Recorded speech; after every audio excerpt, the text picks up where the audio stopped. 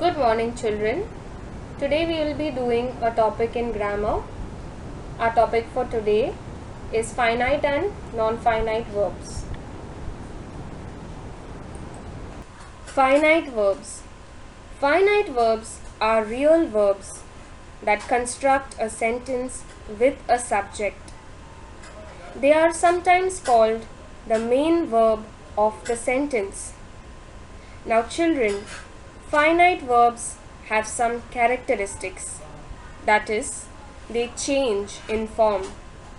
Now let's see when do they change. Finite verbs change according to the tense or time of action in a sentence. They also change according to the number of people doing the action, whether they are singular or plural. Finite verbs also change according to the person, whether they come in the category of the first person, second person, or third person pronoun. Let's understand these characteristics of a finite verb with the help of some examples. Read the sentences given below. First sentence, Shweta wrote a letter. Second sentence, Shweta writes a letter. Third sentence, Shweta is writing a letter. Fourth sentence, Shweta will write a letter. Children, notice the verbs in each of these sentences. In the first sentence, the word wrote is the verb. In the second sentence, we have the word writes as the verb. In the third sentence, the verb is writing, and in the last sentence, will write is the verb. Children, what do you see? We see that in these sentences, the verb write changes according to the time of action in the sentence. The time of action in the first sentence is in the past tense. The time of action in the second sentence is in the present tense. The time of action in the third sentence is in the present continuous tense. And the time of action in the last sentence is in the future tense. Therefore, here we come to understand the first characteristic of finite verbs. That is, they change according to the tense or time of action in a sentence. Children, now read these sentences. Shweta writes a letter. The verb in this sentence is writes. The second sentence, Shweta and Richa write a letter. The verb in this sentence is write. Children, notice this that the verb write changes. Why do they change? In the above sentence, the verb write changes according to the number of people doing the action. In sentence 1, a single person does the action, so the verb is writes. In the second sentence, two persons do the action, so the verb used is write. Therefore, here we come to understand the second characteristic of finite verbs. That is, they change according to the number of people doing the action in a sentence. Now read these sentences. The first sentence, I write a letter. The second sentence, you write a letter. The third sentence, she writes a letter. The verbs in these sentences are write, write, and writes. In the first sentence, the pronoun I is used. In the second sentence, the pronoun you is used. In the third sentence, the pronoun she is used. In the above sentences, the verb write changes according to the pronouns used as the subject. Therefore, here we come to understand the third characteristic of finite verbs, that is, they change according to the persons doing the action, whether they come in the category of the first person, second person, or third person pronoun. Now read these sentences. Ram plays cricket. I play cricket. Rohan and Sohan are playing cricket. He is playing cricket. He was playing cricket. You can clearly see that the verb play changes to the tense, number of people doing the action, and personal pronouns as the subject. Such verbs are called finite verbs. Now let's learn non-finite verbs. The non-finite verb is derived from a verb but has no subject. Therefore, it is not limited by the number and persons of any noun or pronoun. Read the sentences given below. She likes dancing. You like dancing. I like dancing. In the above sentences, the verb dancing has not changed with the time of action, number, and persons doing the action. So the verb dancing is a non-finite verb. Non-finite verbs are of three kinds. Gerunds. Gerunds are ing form of the verb and it functions like a noun. Participles are also ing form of verb but it functions like an adjective. Infinitives come with the preposition to. So there are three kinds of non-finite verbs. They are gerunds, participles, and infinitives. Let's learn about infinitives. An infinitive is a non-finite verb that expresses an action. It is generally preceded by the preposition to. That means the preposition to appears before the infinitive. Read the following sentences given here. The first sentence, her aim is to become a doctor.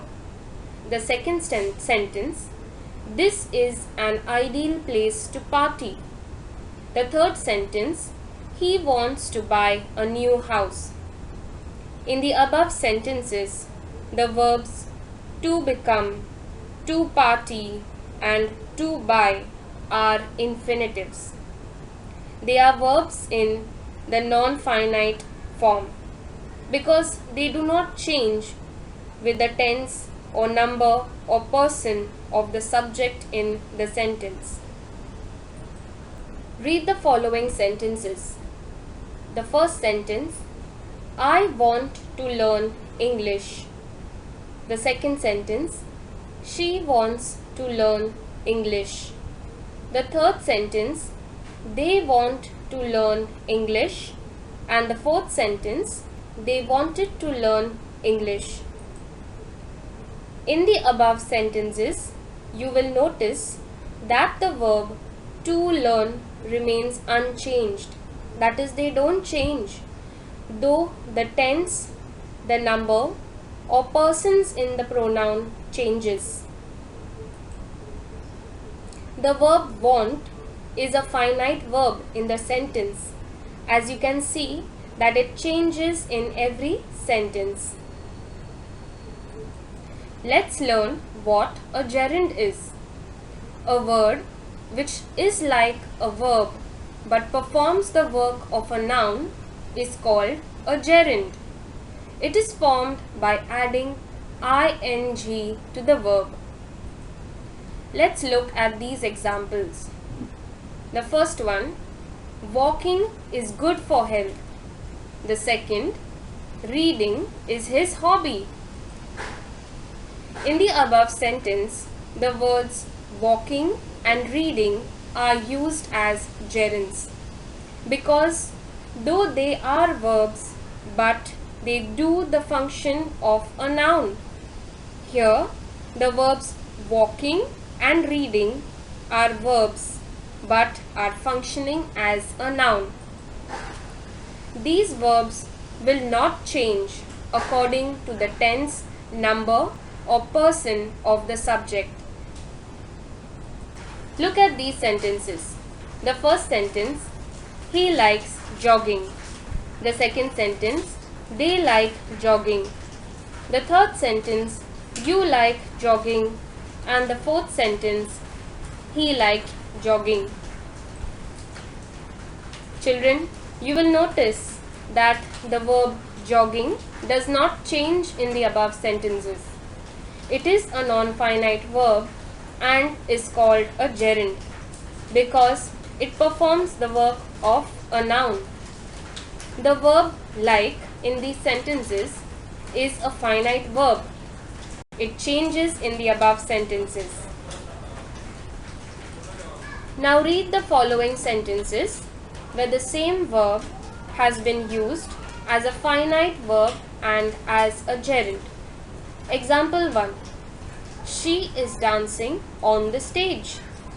Here, the underlined verb is dancing is a finite verb. This verb will undergo a change with the change in the tense of the sentence. The second sentence, dancing is her hobby. Here, the underlined verb dancing is a non-finite verb. It is a gerund as the function of this verb is that of a noun. Functions of a gerund. A gerund can function as the subject of the sentence. For example, the sentences, laughing is considered good for health. The second sentence, collecting stamps is my passion. Here the word laughing and collecting is a gerund. It functions as the subject of the sentence. A gerund can function as an object of the main verb in a sentence. For example, the sentence is, I don't like dancing. The second sentence, Mahi enjoys cycling. Here the word dancing and cycling is a gerund. It functions as the object of a sentence. A gerund can be a complement of a sentence. What is the complement of a sentence? It is a word or a phrase used to complete a given expression in a sentence. Let's read these two sentences. Karan's favorite sport is swimming. The second sentence, Riya's hobby is shopping. So, here in the sentence, the gerunds swimming in the first sentence and shopping in the second sentence help in completing the given expression of the sentence. Gerund can also function as an object of a preposition. The first sentence, they accused him of stealing cash. The second sentence, please submit your assignment before leaving. In the first sentence, the gerund stealing is an object of the preposition of. In the second sentence, the gerund leaving is an object of the preposition before. There are some other functions of gerund. A gerund can be modified by the possessive form of a noun or a pronoun in a sentence. For example, sentence 1, I did not like Ronnie's criticizing Mohit. Here, the gerund criticizing is modified by the possessive form of the noun Ronnie. The second sentence, you must appreciate his trying. Here the gerund trying can be modified by the possessive form of the pronoun his. A gerund can be used as an adjective, like a noun qualifying another noun. See these two sentences. The first sentence, he uses a walking stick. Here the gerund walking is used as an adjective qualifying the noun stick. The second sentence, would you like to go to the swimming pool? Here the gerund is swimming qualifying the noun pool. A gerund can follow an adjective. For example, the first sentence, my job requires frequent traveling. The gerund traveling comes after the adjective frequent.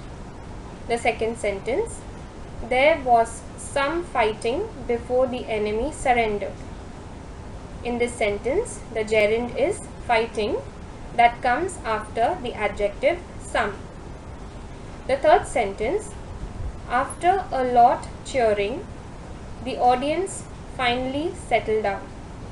The gerund in this sentence is cheering, which comes after the adjective lot.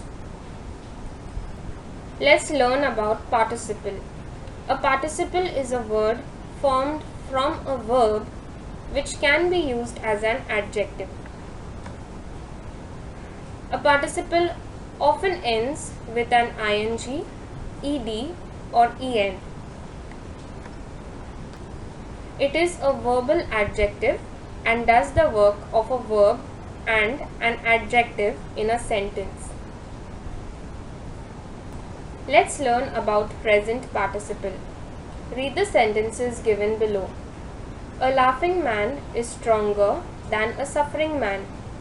The second sentence, sparkling diamonds look marvelous.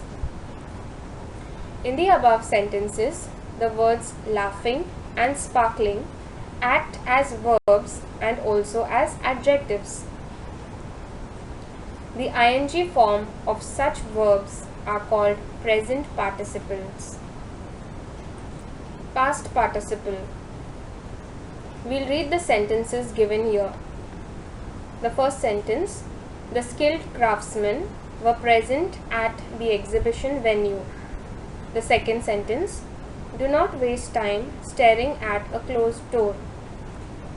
In the above sentences, the verbs skilled and closed are past participles. They are verbal adjectives as they act both as verbs and adjectives. Past participles end in ed, en, t or n according to the words used. Perfect participles. When one action is done before another action, we use the word having for the first action. Let's understand it with the help of this example. He delivered his message. He left immediately. There are two actions in this sentence. In order to join them in one sentence, we use the perfect participle having. Having delivered the message, he left immediately. Let's see another example. He hurt his leg. He stopped walking. There are two actions here as well. To join them in one sentence, we use the perfect participle having. Having hurt his leg, he stopped walking. The third sentence, we boarded the train, we settled down. Having boarded the train, we settled down. Children, let's recall all that we learnt about finite and non-finite verbs. Finite verbs undergo a change. Non-finite verbs do not undergo a change. We learnt about the kinds of non-finite verbs. They are infinitives, which are preceded by a preposition. We learnt about gerunds. They are ing verbs doing the work of a noun. We also learnt about participles. There are three kinds in it: present participle, past participle and perfect participle. Participles end in they are verbs ending in ing, ed, en, t and n. They do the work of both the verb as well as the adjective. With this, we finish the topic of finite and non-finite verbs. This was all for now. Thank you and take care.